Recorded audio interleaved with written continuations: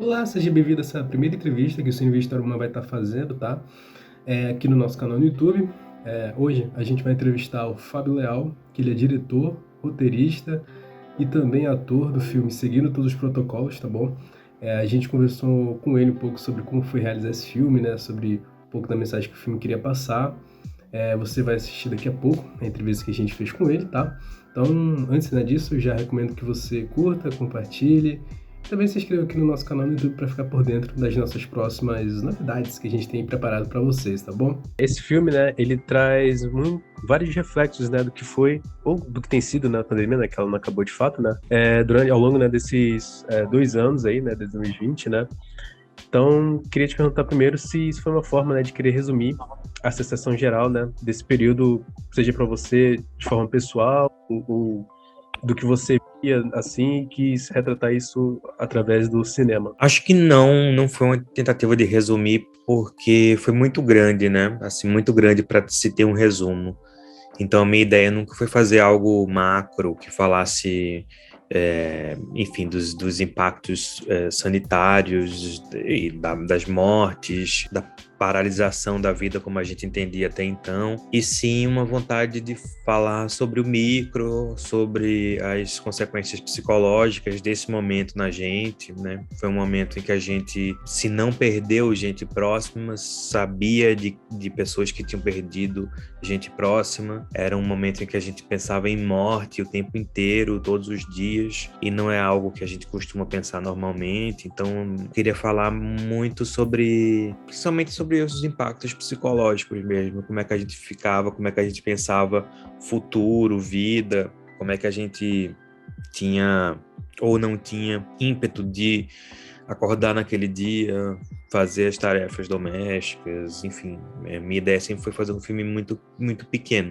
Indo nessa linha, né, um detalhe que me chamou muita atenção no filme é como ele é bastante sensorial, assim, tipo, da forma como a câmera, muitas vezes, ela foca muito nos detalhes, né, do dia a dia do personagem, né, porque parece até ser uma forma de querer ficar perto de algo que era impossível naquele momento, né. Queria saber como é que você pensou também nessa construção, né, durante a direção do seu filme, né, desses detalhes que você foi incluindo, né. A gente teve um fotógrafo maravilhoso chamado Gustavo Pessoa, que é um verdadeiro artesão assim do cinema. Ele é muito cuidadoso, ele pesquisa muito, pensa muito e traz muita emoção do trabalho dele. Então a gente começou a pensar desde sempre, desde o início, como é que a gente conseguiria transformar um filme quase todo passado dentro de um apartamento em algo amplo, né?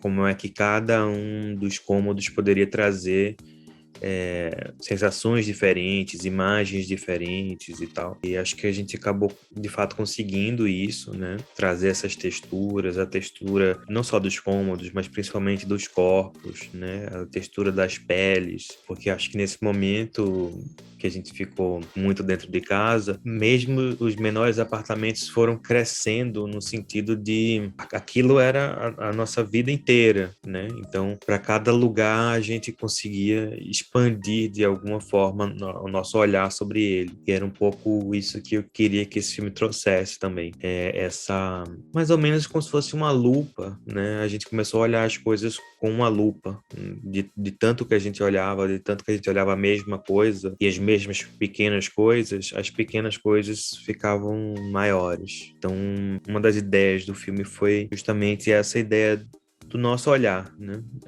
Como é que o nosso olhar se expandiu nesse período que a gente ficou mais dentro de casa. E nessa linha também, algo que me chamou muita atenção no filme também, é que apesar também de toda essa construção meio que física, assim, né, do contato dos corpos, né, algo que se sobressai bastante no seu filme também é justamente, eu acho que os diálogos, né, os momentos de conversa, porque é momentos que você também vê essa interação, né, você também vê essa conexão entre essas pessoas. Então, às vezes vezes até os diálogos mais normais, vamos dizer assim, entre aspas, né? Como, por exemplo, aquele bem no início do filme, em que ele acaba terminando, né, com o namorado dele, né? Existe toda uma progressão, né, até chegar aquilo, né? E a conversa se torna muito interessante porque você vai conhecendo justamente aqueles personagens, né? Eu presto muita atenção nos filmes pro diálogo, porque talvez porque seja algo que eu preste muita atenção na vida mesmo, assim, o que é que as pessoas falam, o que é que elas deixam de falar, o que é que elas omitem, o que é que elas dizem, de que forma elas dizem. E isso no cinema para mim é muito importante, assim, você ter bons diálogos, porque é isso que vai fazer com que o público acredite ou não naqueles personagens,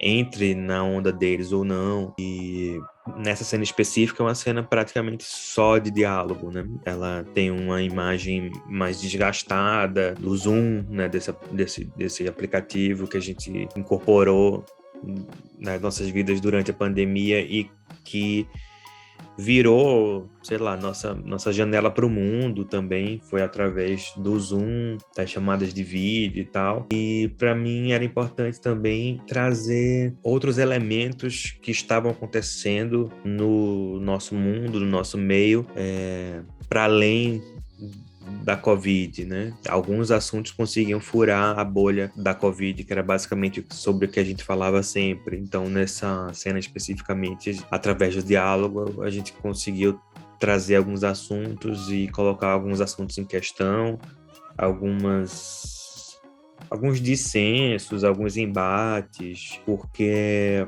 é isso, como o Zoom e as redes sociais eram a nossa janela para o mundo, tem uma certa fricção aí entre o que a gente é de fato e o que a gente quer mostrar que a gente é, né? E essa cena é um pouco esse embate entre o nosso eu instagramável, digamos assim, e as coisas que a gente não quer mostrar. Então o diálogo é bem importante nessa cena, os diálogos também nas cenas com o personagem Raul, que faz um outro ex-namorado que eu reencontro.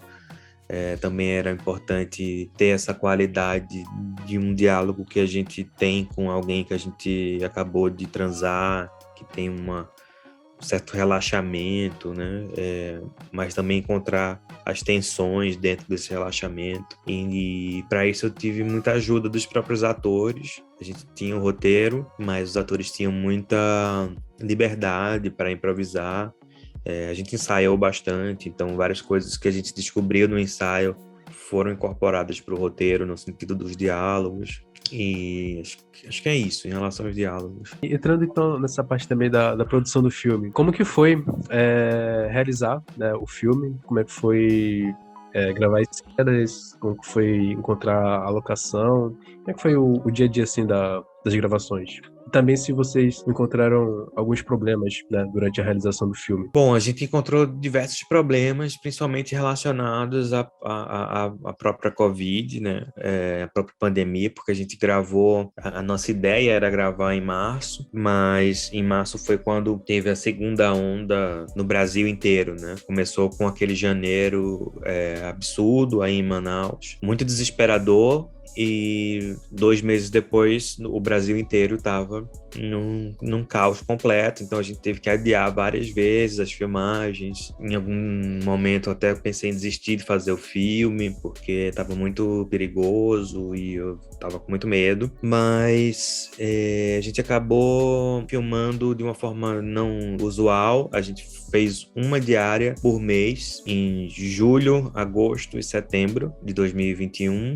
E a cena inicial desse término de namoro no Zoom, a gente gravou o Zoom em fevereiro de 2021. Para além de a locação era mais fácil, a locação principal, porque era o meu próprio apartamento onde eu estava morando naquele momento. Mas a gente tinha a locação da cena final, que foi bem difícil encontrar uma estrada, né, uma rua que fosse longa o bastante para fazer todo aquele percurso. A diretora de produção, Amanda Guimarães teve que negociar com a prefeitura da cidade onde a gente gravou. Algumas coisas tinham que ser omitidas. Por exemplo, ela não podia dizer, tem 2 caras nus em cima da moto. Teve policiamento, mas o policiamento teve que começar e terminar depois de onde a gente começava e terminava, para eles não verem que a gente estava sem roupa. Então teve uns certos perrengues, assim. As coisas foram dando muito certo, assim, impressionantemente até. Parecia que seria um problema absurdo e quando a gente via as coisas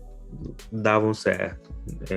Então foi difícil filmar porque nossa equipe era muito reduzida. A gente filmou as internas com no máximo 6 pessoas no total, contando a equipe e elenco. Então isso foi difícil, mas também a gente foi se ajudando, cada um era assistente do outro e a gente conseguiu filmar de uma forma que foi até muito bonita, assim, de a gente se irmanar muito durante esse período, sabe? Então é isso, Fábio. Queria agradecer novamente por ter aceitado participar dessa entrevista, tá bom? Você gostaria de deixar um recado final, assim, para quem estiver assistindo essa entrevista também? Se o filme ainda estiver em cartaz no cinema, veja no cinema. Eu acho que é sempre melhor e tá virando algo cada vez mais raro, né? A gente ir ao cinema.